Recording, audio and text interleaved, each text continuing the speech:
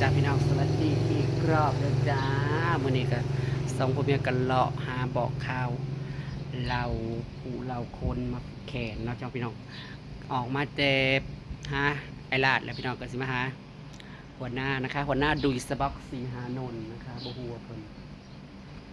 ตื่นหรือยังนะคะนี่ก็มาฮอดบ้านเพิ่นนี่แหละพี่น้องเอ้ยนี่ก็คือบ้านเพิ่นนั่นแหละพี่น้องเอ้ยที่เพิ่นย้ายมาอยู่นี่หมดแล้วบัดนี้ไปเบิ่งดูย่างตื่นหรือยังมาเล่าแคนนี่แหละค่ะมาจากพี่น้องมาเล่าหัวหน้าเพิ่นนะพี่น้องเพิ่นสิมาเล่าหัวหน้าเพิ่น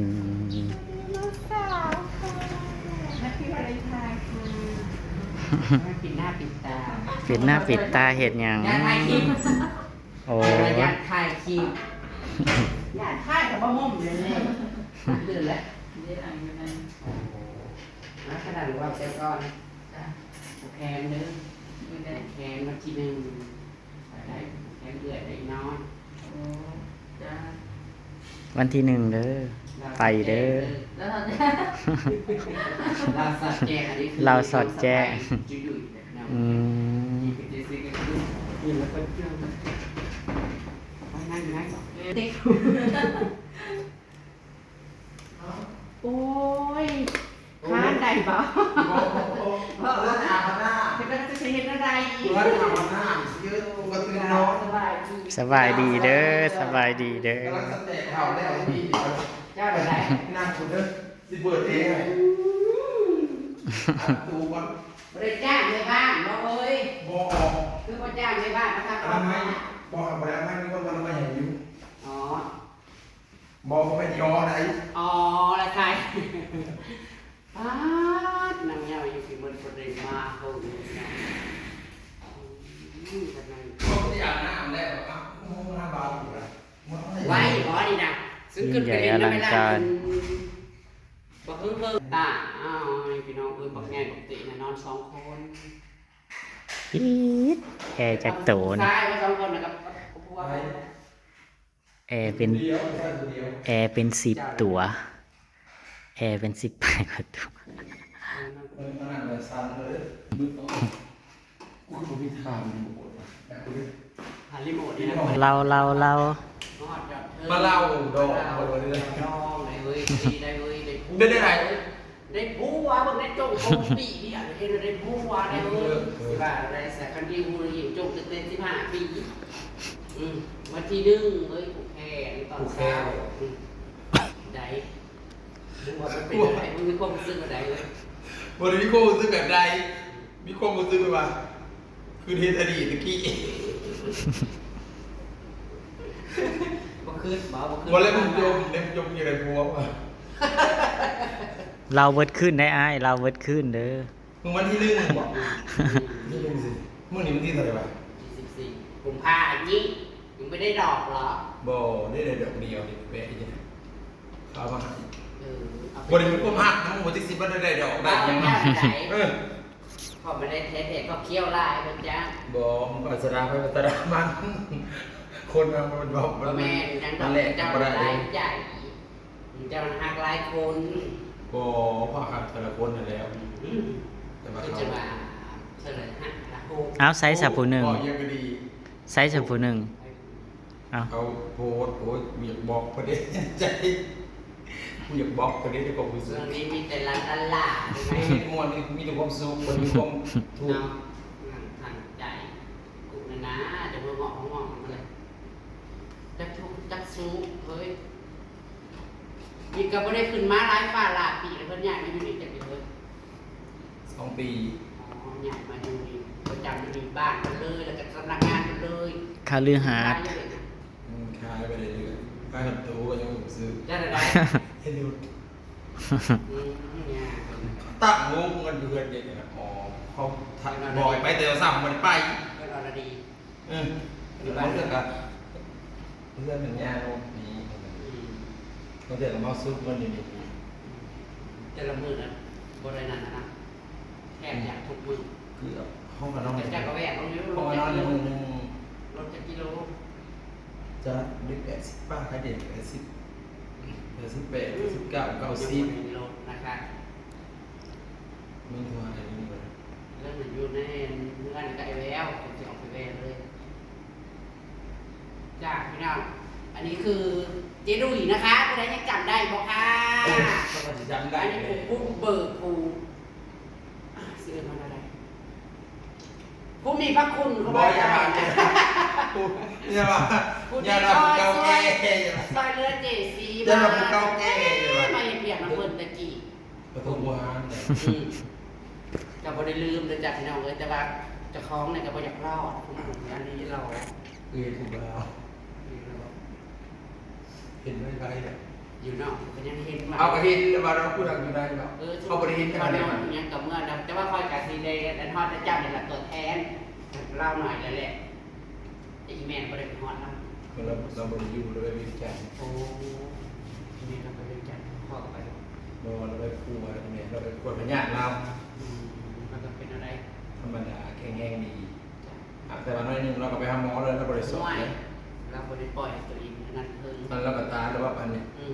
นั่นเราเป็นเบาหวาน ตั้งแต่ปีเนี่ย เราเป็นเบาหวา แห้ น งซื้ออยู่ในซอเบิร์ดแล้วกูก็เบิร์ด10 ล้านแล้วแต่ขาเราไปเรา เห็ดโปรเลสกินมีแต่ ใส่กิน สบายดีเด้อ เดี๋ยวเราจะเดินเดี๋ยวเราจะ ไปเกิด สิฟ้ามาเบิ่งอีกค่ะนี่จริงนะถ้าไม่ว่ามันแล้ว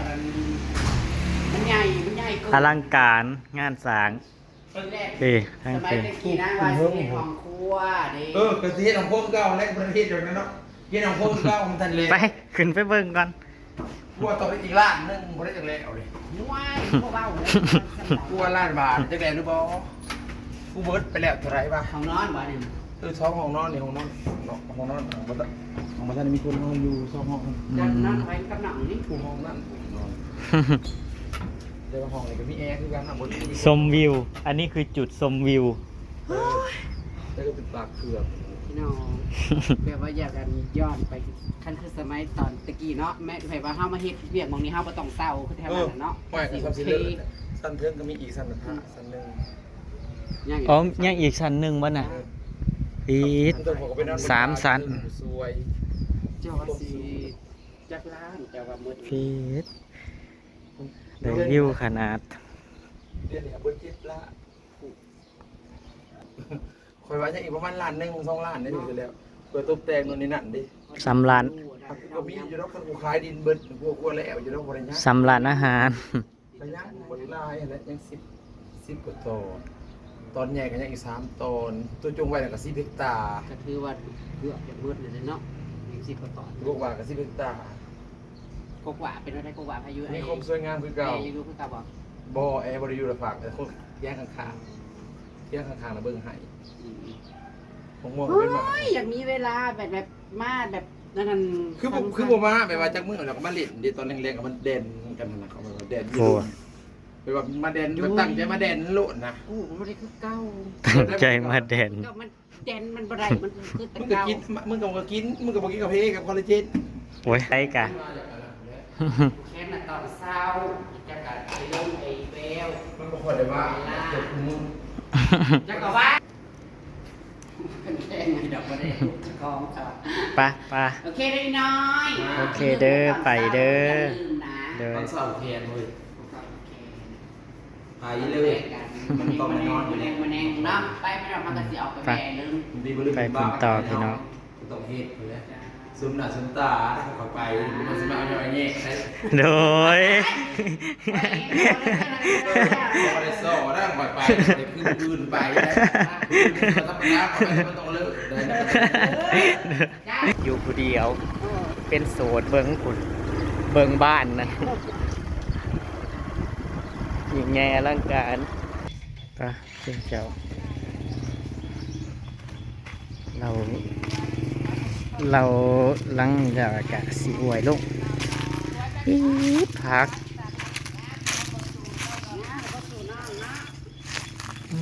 พักคืองามคักแท้งามแห้งอะไรพักนะ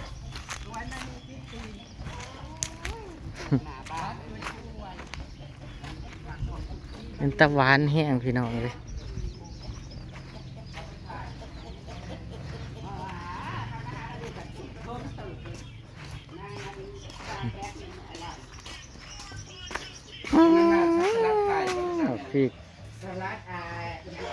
อันนั้นมะเขือ สลัดคอนสวัสดีด้วยค่ะสวัสดีท่านดรแวร์นะคะสวัสดีสวัสดี สำบายดีเด้อสำบายดีเด้อ ลำเป็นยินทำไม่อยากเนาะอันนั้นมันรับน้ำมันรับโอ้ยไปกับปั๊บแบบนี้เลย ลาปะปะราบ่เคยถึงแดด โอ้ย เบิ่งหน้าเด้ จนโดนจนโดนวะ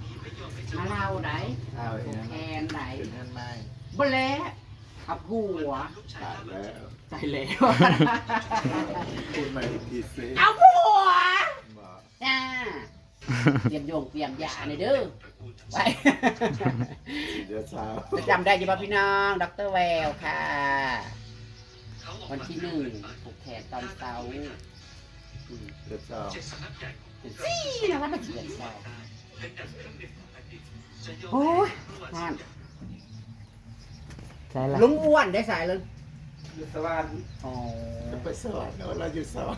เราอยู่ขึ้นสวรรค์ตลอดเนาะลุงอ้วน แล้วเก็บหัวข้าวลาว อ๋อ อ๋อ ไปอยู่สวรรค์แล้ว แล้วขึ้นไปเพิ่งแล้วบ่ โดนเจอ เราเป็นทางการใด จ้า แกนน้องใดวัน จ้า วันที่1 เดือนสาม ที่1 และ มึงยอดเดือนสี่ล่ะ เดือนที่ จะ ลาว ไปเดือนสี่ล่ะ ที่ลาวเอาบ้านเฮาเขาเจ้าไปเล่าเด้อเขาเจ้าไปเล่าเรื่องลาวอยู่ มีแต่เด่นลาว แล้วมึงต้องว่าอีหยังก็ข้ามละเดือนลา คั คันว่าที่แบบ สา ต้อ ม งเดือน ค สามโดน ำเดือนสี่ กันเดือนลาว วันที่1 กันเดือนลาวเป็นนักข้ามตอนนี้ข้าม จะสิมาบอกเขาที่1 เดือนสี่ คือ คุณแล้ว รุ่นบุกเบิกรุ่น เมื่อแล้วคุณได้กันไปเนาะที่1 เดือน 4พุ่นละ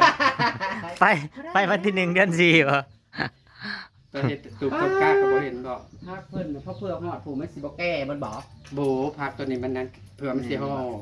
เจ็ดเตือนกับคุยทราย กำลังหวานในซ้ำนี่นะ เออ แล้วก็กรอบสิ มัน กำลังหวานมันกำลังกรอบนะ หลับกับเลย อืม